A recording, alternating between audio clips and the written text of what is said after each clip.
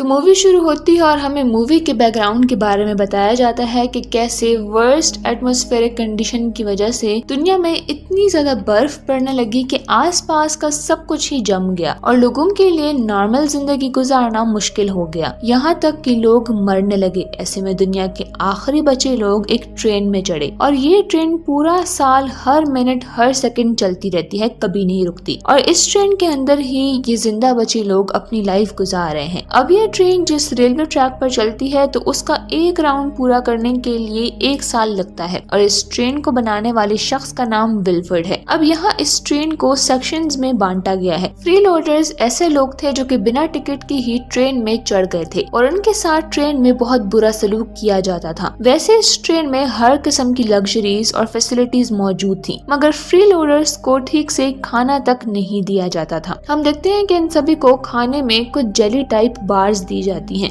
जिन्हें ये protein bar कहते हैं और ये उनके रोज का खाना है। एक दिन 2 गार्ड्स आकर फ्री लोडर्स में से 2 वायलिनिस्ट को पूछते हैं जो कि इकोनॉमी क्लास के लोगों के लिए वायलिन बजा सके। वहाँ का एक बूढ़ा आदमी कहता है कि उसे वायलिन बजाना आता है, तो गार्ड्स उसे ले जाने लगते हैं, मगर वो आदमी अपनी वाइफ के बगैर नहीं जाना चाहता था, तो इसीलिए गार्ड्स उसकी वाइफ का हाथ तोड़कर जबरदस्ती उसे अपने साथ ले जाने लगते हैं। खैर सीन कर्टिस और ईगर पर शिफ्ट होता है जो कि सभी लोगों के प्रोटीन बार में कुछ ढूंढ रहे होते हैं। तभी वहाँ पर खड़ी तानिया कहती है कि तुम जो ढूंढ रहे हो वो मेरी बेटी के प्रोटीन बार में है। असल में ये एक कैप्सूल था जिसके अंदर कोई हिडन मैसेज था और ये आगे वाले कंपार्टमेंट से कोई भेज रहा था। अब ये फ्री लोडर्स अपनी हालत से काफी तंग थे। ऐसे में कर्टिस इनका लीडर था और एडगर सेकंड इन कमांड। पिछले 2 सालों में इन्होंने अपने हक के लिए आवाज उठाने की कोशिश की, मगर कभी इसमें कामयाब ना हो सके। यहीं पर हम जिम को भी देखते हैं, जिससे कि कर्टिस सभी सिचुएशंस डिस्कस करता है। जिम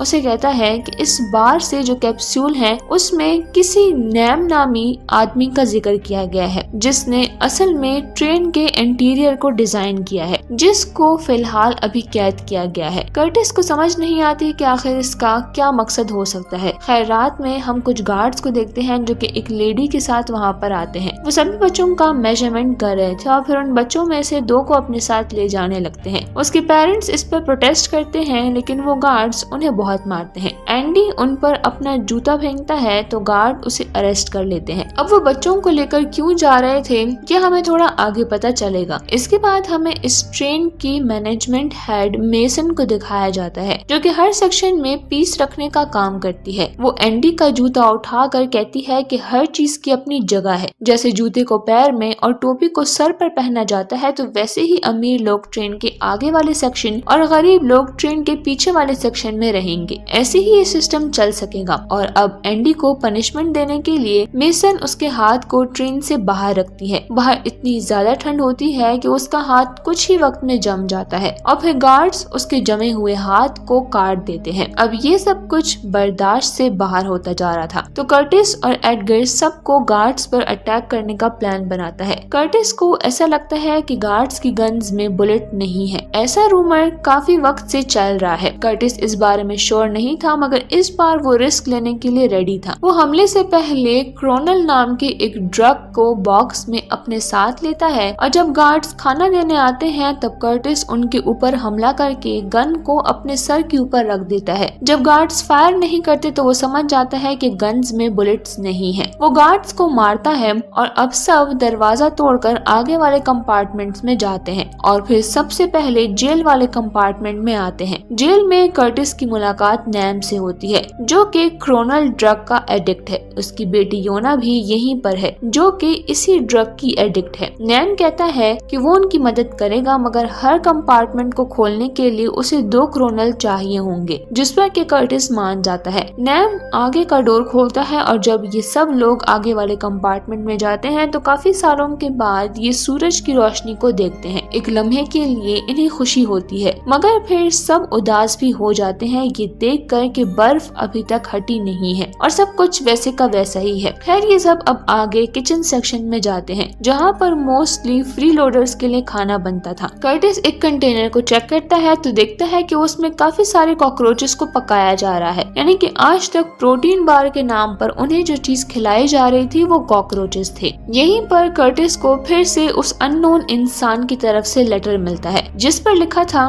कि वाटर यानी कि आगे वाले सेक्शन में वाटर कंपार्टमेंट्स हैं, जो कि ट्रेन के सभी कंपार्टमेंट्स के लिए बहुत जरूरी है। यानी कि अगर वो किसी तरह से पानी के ऊपर कब्जा कर लेंगे तो वो गार्ड से आसानी से बात कर पाएंगे और उन्हें उनकी मांगी भी पूरी करनी होंगी। यहाँ पर हमें यैन की बेटी योना की एक सुपरनैचुरल पावर का पता चलता है कि वो दीवार की दूसरी तरफ देख पाती है। अब जब वो सब दूसरे सेक्शन में जाने के लिए गेट के पास आते हैं तो योना को गेट की दूसरी तरफ बहुत सारे गार्ड्स नजर आते हैं। वो चिल्लाकर अपने डैड को दरवाजा ना खोलने का कहती है, मगर तब तक काफी देर हो चुकी थी और यैन ने दरवाजा खोल दिया था और अब दोनों साइड्स में फाइट शुरू हो जाती है, जिसमें कि बहुत सारे लोग अपनी जान गंवा देते हैं। कुछ देर के बाद ट्रेन में एक अनाउंसमेंट होती है कि वो ट्रेन न्यूयॉर्क बेंचमार्क पॉइंट से गुजरने वाली है, यानी कि ट्रेन में 1 साल और गुजर गया है। दोनों पार्टीज कुछ वक्त के लिए अपनी फाइट रोकते हैं और हैप्पी न्यू ईयर चिल्लाने लगते हैं। थोड़े आगे ट्रेन बर्फ के एक टुकड़े से टकराती है, जिससे कि ट्रेन जोर जोर से हिलने लगती है। तभी योना नैम को नीचे एक पॉइंट दिखाती है, जो कि पिछले सालों के मुकाबले में इस साल बिल्कुल क्लियर नजर आ रहा था, यानी कि बर्फ अब हटने लगी थी। नैम कहता है कि इसका मतलब ये है कि आगे आने वाले वक्तों में ट्रेन से बाहर जा सकते हैं। इसी बीच हम फिर से मेसन को देखते हैं, जो कि कर्टिस और बाकी लोगों से कहती है कि 14 साल पहले मिस्टर विल्फर्ड ने तुम सबको यहाँ पर रहने की जगह दी, खाना दिया और अब तुम सब पानी पर कब्जा करके उनके अगेंस्ट जाना चाहते हो। वो उनमें से बहुत से लोगों को मारने का ऑर्डर देती है, जिसके बाद सभी गार्ड्स नाइट विजन गॉगल्स पहनकर तैयार होते हैं, क्योंकि ब्रिज के थोड़ा दूर ही एक टनल आने वाला था। जैसे ही वो टनल में एंटर करते हैं तो हर तरफ अंधेरा हो जाता है, क्योंकि गार्ड्स ने नाइट विजन गॉगल्स पहन रखे थे, तो इसीलिए वो इजीली उन सबको देख पा रहे थे और वो अब एक एक करके उन्हें मारने लगे थे। तभी वहाँ पर चैन नाम का आदमी मशालों के साथ आता है और अब रोशनी होने की वजह से वहाँ पर सही फाइट शुरू होती है। चैन यहाँ मेसन के राइट हैंड को बंदी बना लेता है, मगर मेसन उसे मरने के लिए छोड़ देती है। इतने में ही एक गार्ड कर्टिस के एक आदमी को पकड़कर उसे सरेंडर करने को कहता है, मगर कर्टिस सरेंडर नहीं करता और वो सीधा मेसन को पकड़ लेता है। वो गार्ड कर्टिस के आदमी को मार देता है, जिसके बाद योना उसे मार देती है। अब कर्टिस ने मेसन को कैदी बना लिया था और वो उसे विल्फर्ड यानी कि इस ट्रेन के ओनर को बुलाने को कहता है। वो पानी बंद करने की धमकी भी देता है, तो इस पर मेसन कहती है कि बेवकूफ लोगों, ट्रेन में पानी आगे के कंपार्टमेंट से आता है, जिसे यहाँ सिर्फ रिसाइकल किया जाता है। वो कभी यहाँ पर नहीं आएगा क्योंकि उसे पता है कि तुम्हें भी पानी की जरूरत है। मगर यहाँ पर मेसन कहती है कि वो डायरेक्टली उन्हें उससे मिलवा सकती है। विलियम यहाँ कर्टिस से कहता है कि जब तुम विल्फर्ड से मिलो तो तुम उसकी जबान काट देना, क्योंकि वो अपनी बातों से लोगों को बहुत ही मैनिपुलेट करता है। बाकी सब लोग वहीं पर रुकते हैं और कर्टिस के साथ कुछ और लोग आगे जाने का डिसाइड करते हैं। वो मेसन के सर पर जूता रखकर उसके साथ एक ग्रुप फोटो भी लेते हैं। अब कर्टिस, एंड्रियोस, तानिया, नैम, योना और ग्रे नाम का एक बंदा मेसन के साथ आगे जाता है। अब डिफरेंट कंपार्टमेंट से गुजरकर वो आगे बढ़ रहे होते हैं और हम देख पाते हैं कि आगे के कंपार्टमेंट्स में कितनी ज्यादा फैसिलिटीज हैं। एक जगह वो लोग डिनर करने के लिए रुकते हैं। मेसन सबके लिए सुशी ऑर्डर करती है और बताती है कि उनके एक्वेरियम में लिमिटेड फिशेस रखी जाती हैं ताकि बैलेंस बना रहे। अब मेसन जब सुशी खाने लगती है तब कर्टिस उसे रोकता है और उसे वही प्रोटीन बार खाने को कहता है जो कि वो लोग सालों से खाते आ रहे हैं। थोड़ा आगे जाकर वो एक स्कूल कंपार्टमेंट में जाते हैं जहाँ पर अमीरों के बच्चों को पढ़ाया जाता है। हम देख पाते हैं कि कैसे टीचर्स उन्हें गरीब लोगों के बारे में बता रही थी कि वो अच्छे लोग नहीं होते और विल्फर्ड को उनका मसीहा बताती है। कर्टिस यहाँ पर एक सीसीटीवी फुटेज को भी देखता है जो कि ट्रेन के डिफरेंट एरियाज में लगा था। यहाँ तानिया टिम्मी की फोटो दिखाकर बच्चों से पूछती है कि क्या किसी ने इस बच्चे को देखा है। एक बच्चा कहता है कि हाँ। अब यहाँ पर टीचर उन सभी बच्चों को ट्रेन से बाहर देखने के लिए बोलती है। वो उन्हें कुछ लोगों को दिखाती है जिन्होंने कुछ साल पहले ट्रेन से निकलने की कोशिश की थी, लेकिन बाहर निकलते ही वो जम गए और उनकी लाशें आज तक वहीं पर मौजूद हैं। इस पर टीचर कहती हैं कि अगर ये ट्रेन रुकी तो हम भी मर जाएंगे, बाहर निकले तो हम भी फ्रीज हो जाएंगे, ये ट्रेन ही हमारा घर है। तभी एक आदमी ट्रॉली लेकर बच्चों के लिए एग्स लेकर आता है और कर्टिस को भी एक एग देकर चला जाता है। फिर वही बूढ़ा वायलिनिस्ट वहाँ आकर सबके लिए पियानो प्ले करने लगता है।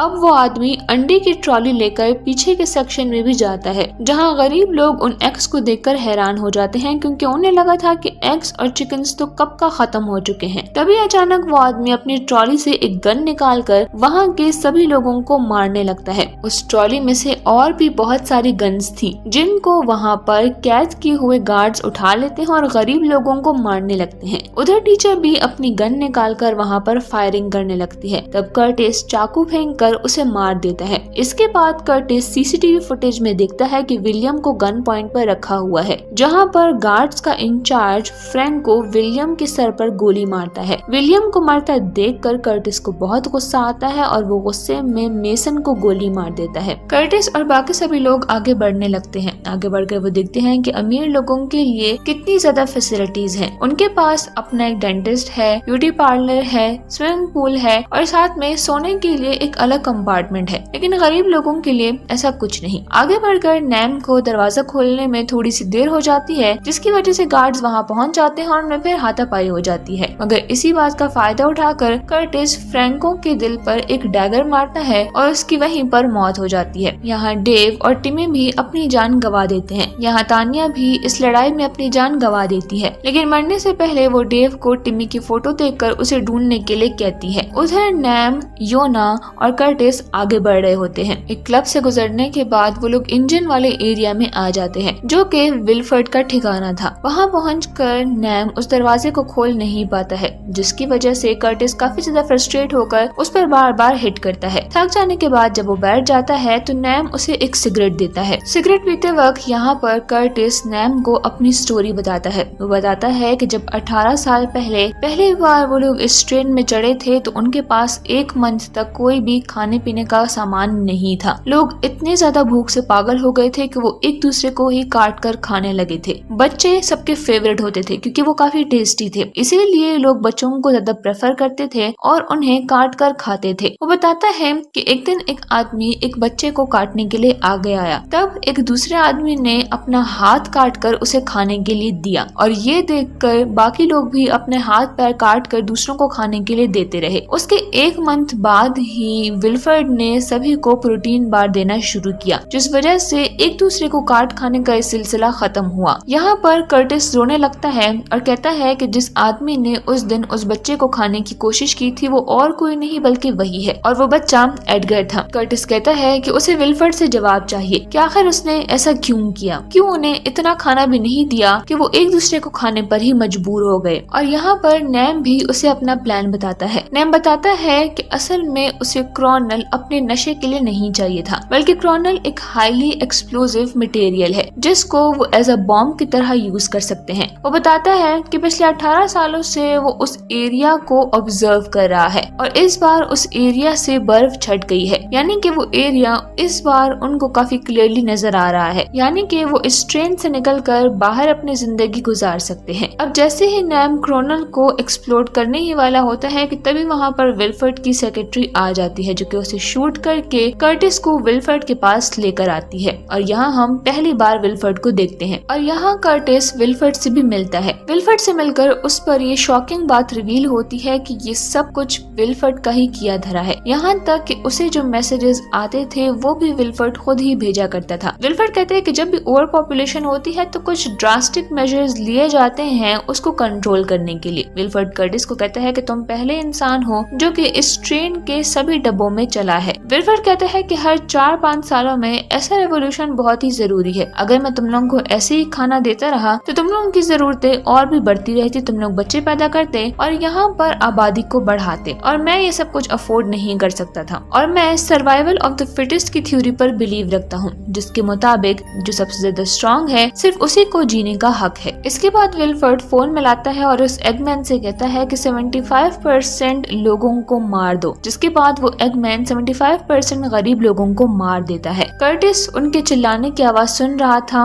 उसे गुस्सा भी बहुत आ रहा था मगर वो कुछ भी नहीं कर पा रहा था। विल्फर्ड कहता है कि तुम लोग गरीब बहुत ज्यादा हो और रिसोर्सेज बहुत कम है, इसीलिए ऐसा ड्रास्टिक मेजर लेना बहुत ही जरूरी था। यहाँ कर्टिस विल्फर्ड को अपनी सीट भी ऑफर करता है क्योंकि उसकी अब एज हो गई है और उसे कोई चाहिए जो उसकी सीट अब संभाल सके। उधर योना और यम अभी तक दरवाजे को खोलने में ही बिजी थे। तब फर्स्ट क्लास के लोग उन पर हमला करने के लिए आगे आते हैं। फ्रैंको यम से लड़ने के लिए आता है और इसी बीच उनकी फाइट के दौरान योना जल्दी से उस एक्सप्लोजिव को ट्रेन के एक डब्बे के पास लगा आती है। वो जल्दी से जाती है कर्टिस से वो माचिस मांगने के लिए जो सिगरेट जलाने के लिए यम ने उसे दिया था। तभी वहाँ इंजन एरिया से कर्टिस को एक बच्चे की आवाज जाती है। कर्टिस जब वहाँ पर झांक कर देखता है तो वो देखता है कि वहाँ पर असल में टिमी है। उसे पता चलता है कि जब इंजन में खराबी आई थी तो विल्फर्ड ने गरीबों के बच्चों को यहाँ लाकर काम करने के लिए रखा था। इससे कर्टिस को बहुत गुस्सा आता है क्योंकि अमीरों के भी बच्चे थे, लेकिन काम करने के लिए उसने सिर्फ गरीबों के बच्चों को ही चुना था। इस पर वो गुस्सा होकर उसे एक जोरदार पंच मारता है। इसी बीच योना भी उस एक्सप्लोजिव में आग लगा देती है, जिसकी वजह से एक बहुत बड़ा ब्लास्ट होता है और ट्रेन के सभी कंपार्टमेंट्स दूर दूर जाकर गिरते हैं। ट्रेन के अंदर मौजूद सभी लोग मारे जाते हैं सिवाय योना और टिमी के। वो दोनों पहली दफा ट्रेन से बाहर आते हैं और बाहर आकर वो देखते हैं एक बेयर को, जो कि अभी जिंदा था, जिसका मतलब ये था कि अर्थ अब रहने लायक हो चुका था। और इसी के साथ ये मूवी यहीं पर एंड हो जाती है। अब बात करें मूवी की स्टोरी की, तो ये ट्रेन ह्यूमन सोसाइटी को दर्शाता है कि जैसे कि ह्यूमन सोसाइटी में एक तरफ अमीर क्लास यानी कि अपर क्लास है और दूसरी तरफ गरीब लोग हैं। अमीर लोग हमेशा से गरीब को कंट्रोल करते हैं और गरीबों में से सालों में से ही